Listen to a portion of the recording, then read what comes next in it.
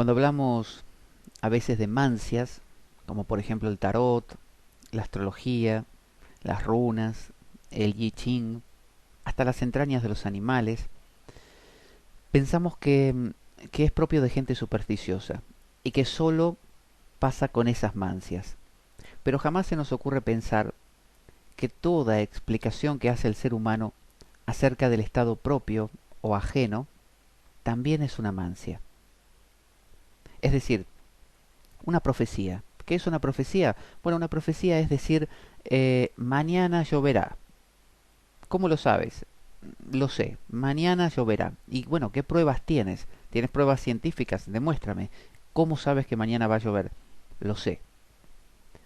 Entonces, cada vez que interpretamos la realidad, estamos profetizando. Y la profecía, recuerden, a veces no se cumple. Algunos dicen las profecías siempre se cumplen. Bueno, también es verdad, las profecías se cumplen siempre, en muchos casos, porque las adecuamos a lo que finalmente ocurrió. Entonces, por ejemplo, a una persona que va al astrólogo o al tarotista, le pueden anunciar 10 eventos. Por ejemplo, que va a conocer la persona de su vida, que va a tener un accidente en ese mes, que va a encontrar un libro que le va a revelar una verdad importante, que una persona va a alejarse de su entorno y que va a viajar 10, supongamos 10. Resulta que se las prevén o se las profetizan para el curso del año. Y resulta que al final de ese año la persona hace un recuento y se da cuenta de que se cumplieron 3.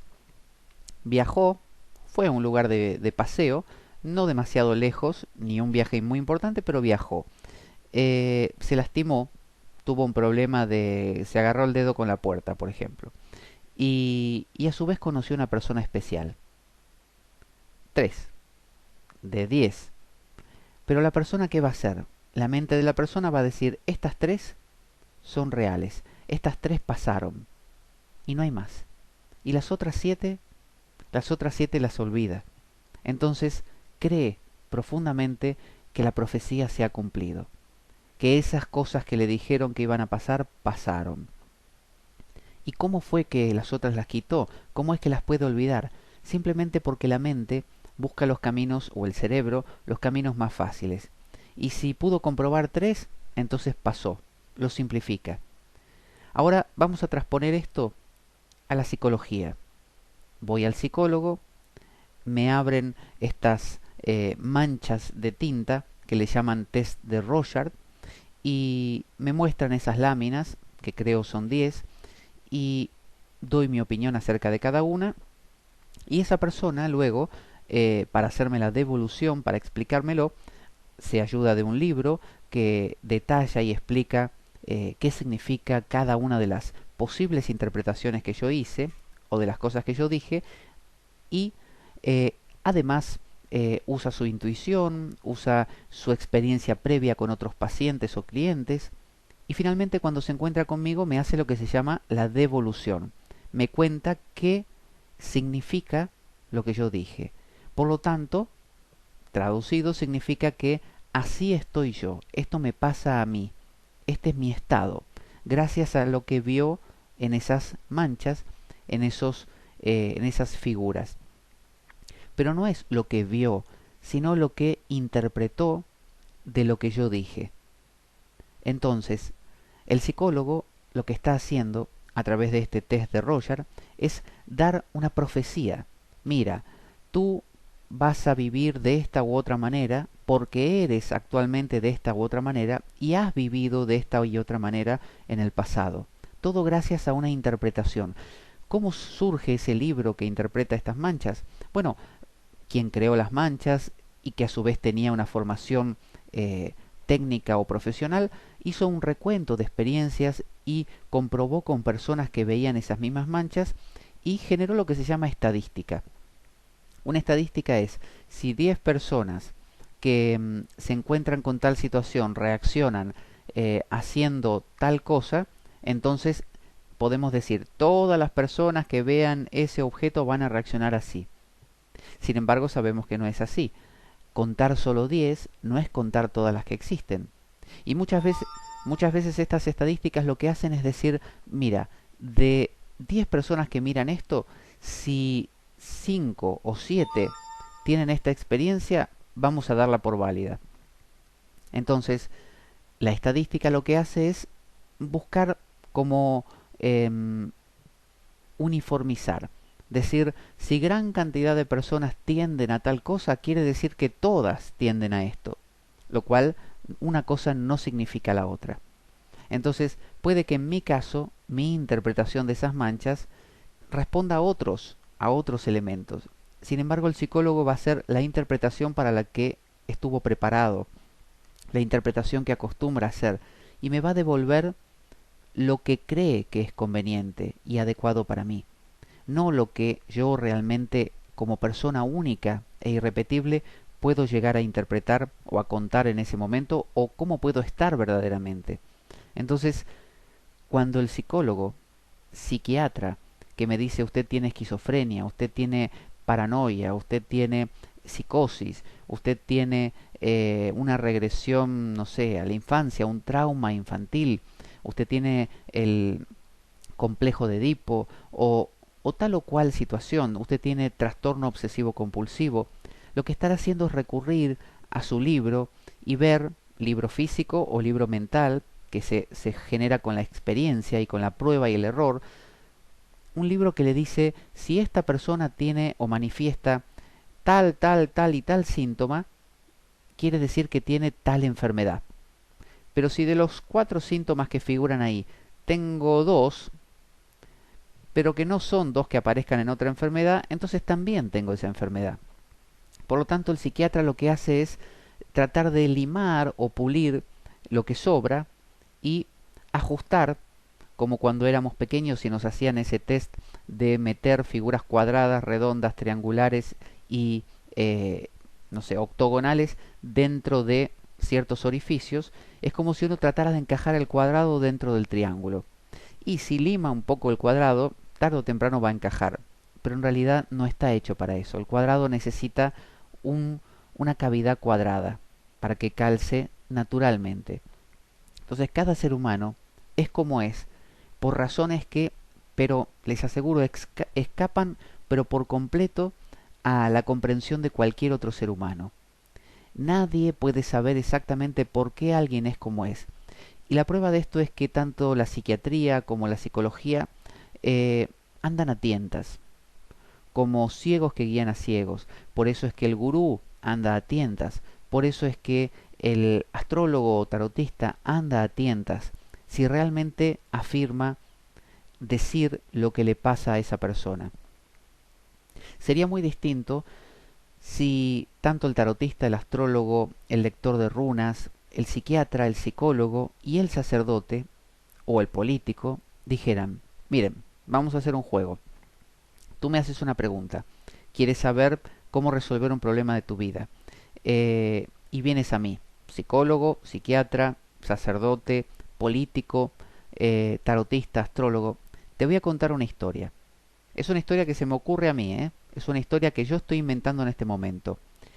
Miro algunas cosas tuyas y me da que pensar y por lo tanto las hilvano, las voy conectando y te voy a contar una historia que probablemente te calce muy bien. Sea una historia bastante adecuada para ti. Tú solo tienes que oírla, confiar en ella, creer y vas a ver que tu cerebro hace el resto. Tu cerebro se va a ir acomodando a todo lo que te cuento.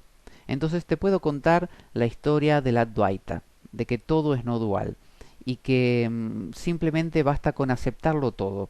Basta con ser la conciencia que todo lo abarca, no aceptar ni rechazar, no tratar de aferrarse, vivir desapegado. Y ahí está la felicidad. Si yo te cuento la historia cristiana, que Jesús murió por nosotros, por los pecados del mundo, ahí vas a vivir adecuado a esa historia, pensando que debes portarte bien, porque si no va a haber un Dios que te castigue, y tu mundo va a ser coherente. Si te digo que existe un inconsciente, porque soy psiquiatra, un inconsciente y un consciente, y que tu inconsciente es el que te pone los problemas y por eso no puedes completar la dieta, que tienes que hacer consciente el inconsciente. ¿Cómo? Bueno, a través de la libre asociación, a través de la hipnosis, a través de la terapia simplemente. O soy psicólogo y te cuento que conozco unas técnicas de pensamiento positivo que te van a ayudar a superarte y que se trata todo de hacer afirmaciones positivas para que el nuevo pensamiento suplante al antiguo y así tu mente cambie. Entonces, si mi discurso es suficientemente verbalizado de una manera coherente, si es suficientemente explicado de manera cabal, que tú lo puedas entender y que te llegue, lo vas a aceptar y va a ser una realidad para ti. Entonces, ¿cuál es la verdad? ¿Existe tal cosa como la verdad? No. Toda verdad, como dice el Tao Te Ching, o el Tao dice, el Tao que puede ser expresado en palabras no es el verdadero Tao.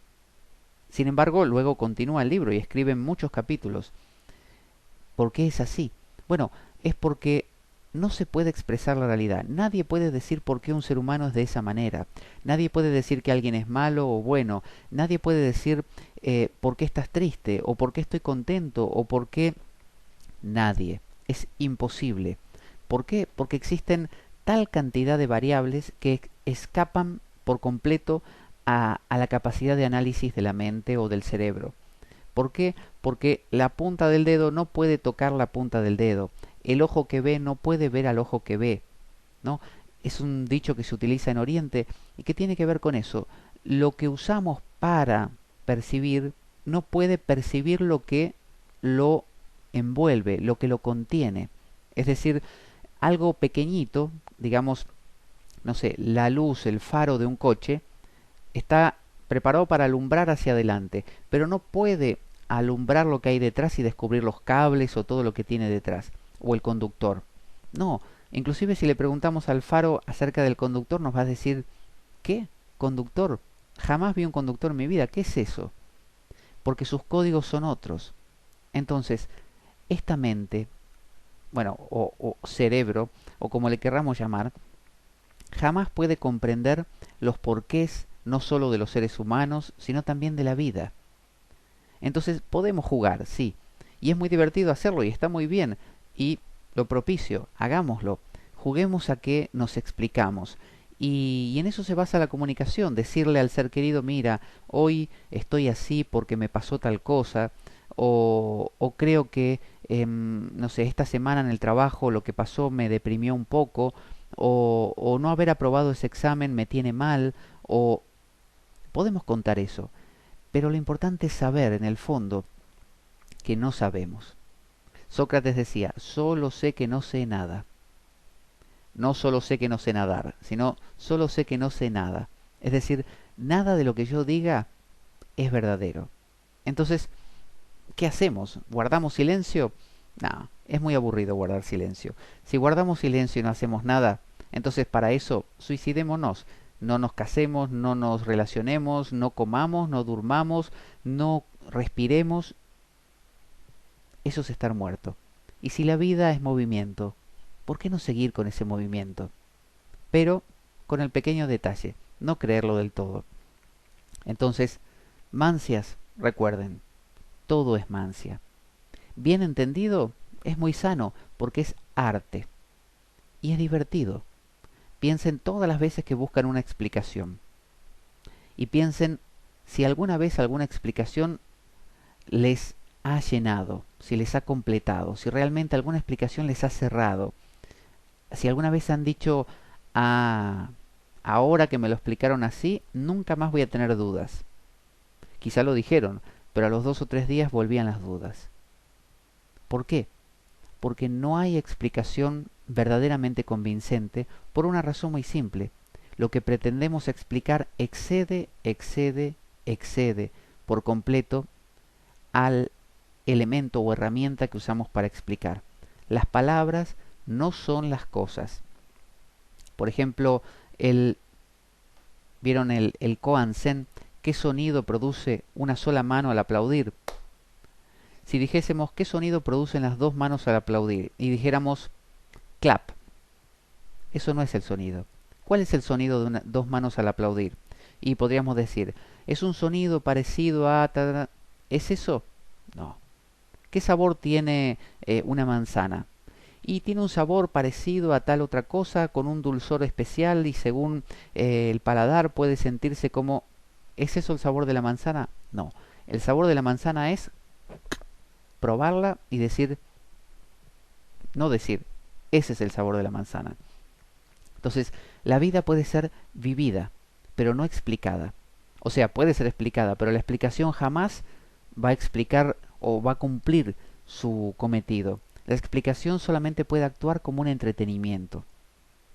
Entonces, de la misma manera que la música de una guitarra no puede hablar acerca del amor, no puede contar realmente lo que es el amor, pero sí puede embelezarnos y puede llevarnos a sentimientos importantísimos y divertidos y agradables, porque es arte, y el arte es expresión.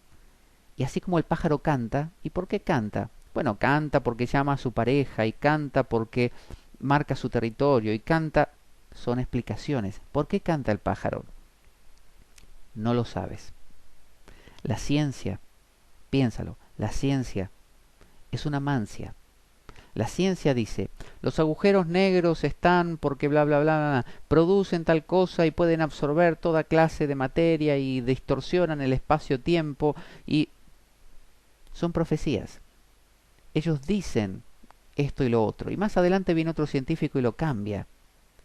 Y a veces, si lo remitimos a las bases, nos damos cuenta de que, como dice la física cuántica, que desmanteló la física mecanicista de Newton, que decía que el observador era un punto de vista fiable. Sin embargo, la física cuántica aclaró que el observador siempre perturba lo observado. Entonces, predicciones, profecías, juega con ellas, no las creas. No son para desestimar, son muy interesantes, son parte de la vida.